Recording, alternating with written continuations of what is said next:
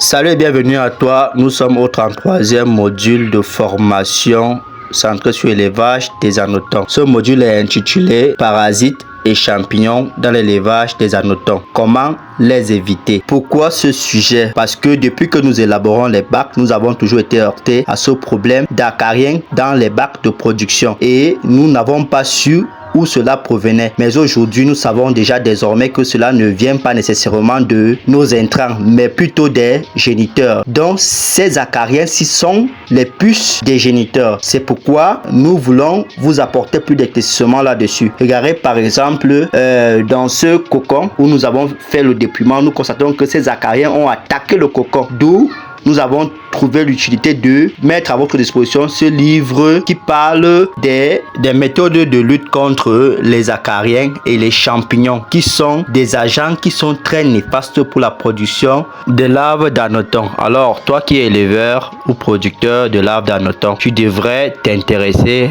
à ce document ou à faire des recherches là-dessus parce que c'est très important de savoir pourquoi est-ce que nous perdons les géniteurs dans les cocons, pourquoi est-ce que nous perdons des larves, car ceux-ci en milieu naturel ont développé des méthodes de lutte contre leurs prédateurs qui sont les champignons et ces parasites. Mais comme nous sommes en captivité, comme nous sommes en domestication, ces méthodes de lutte doivent être élaborées par les éleveurs. C'est pourquoi nous avons jugé bon de mettre sur pied ce livre qui nous présente les différents types de champignons et des parasites que nous pouvons rencontrer dans cet élevage, ainsi que les méthodes de lutte contre ces parasites et ces champignons. Bien, comme source de provenance des champignons maintenant, nous avons pu déceler que cela venait du non-respect des normes d'élaboration des substrats, c'est-à-dire nous prenons des intrants qui n'appartiennent pas à un type de substrat pour en faire un type de substrat, et ces mélanges parfois provoquent dans des bacs des mousses ou le développement de certains champignons. Par exemple, nous voyons ce bac de composition de l'aliment de porc. Ici, l'étudiant voulant trop faire ou voulant apporter trop d'éléments nutritifs aux géniteurs se retrouve en train de mettre la canne à sucre, la banane, la peau de coco dans le bac. Et tout ceci est superposé et cela crée déjà dans le bac, je peux appeler ça une surcharge, ou alors crée dans le bac un manque d'espace. Le bac est ici étouffé et ces éléments que nous allons retrouver en haut là plus tard pendant l'évolution du projet ou bien l'évolution du bac, nous allons constater que cela va amener dans le bac une moisissure qui va apporter un développement des champignons qui sera très très néfaste, soit pour nos géniteurs, soit pour nos larves. Vous allez constater que les larves aussi ont ce qu'on appelle des maladies. Et qu'est-ce qui développe ces maladies?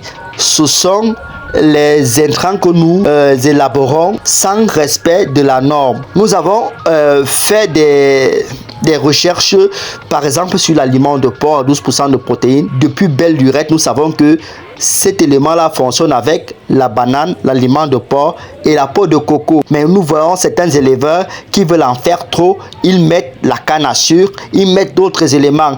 Et vous voyez ce que ça peut causer. Le développement des champignons qui vont tuer les géniteurs et les larves. Et cela amène dans des bacs des maladies chez certaines larves. Vous allez voir une larve, elle ne grandit pas normalement parce qu'elle a été affectée par ces champignons-là. C'est pourquoi nous avons imposé le suivi par vidéo assistée. Par exemple, si nous n'avons pas été là, elle aurait pu incuber de cette manière et ne pas avoir un bon résultat. Donc, la vidéo assistée est le meilleur de suivi qu'un encadreur puisse donner à son étudiant. Regardez par exemple ce bac de production. Vous allez voir comment ces champignons sont développés. Voilà ça qui est autour. Et a ici tué une larve. C'est ça que l'éleveur est en train de montrer. Vous voyez comment ça s'est développé un peu de partout là. Cette petite mousse là. Parce qu'il y a un non-respect des normes. Il y a quelque chose qu'on a apporté dans le bac qui s'est adapté, qui ne s'est pas bien adapté avec les autres aliments. Et ça a apporté cette moisissure ou bien ce développement des champignons. Bien, comme petite astuce que nous pouvons vous donner pour vous débarrasser de ces parasites avant l'élaboration de vos bacs, vous pouvez tout simplement acheter une brosse à dents. Pendant le dépouillement des cocons comme celui-ci, vous dépouillez un cocon, vous nettoyez d'abord bien votre géniteur avant de le mettre dans la boîte à mâle ou boîte à femelle comme ceci. Une brosse qui a des fibres qui sont bien mous.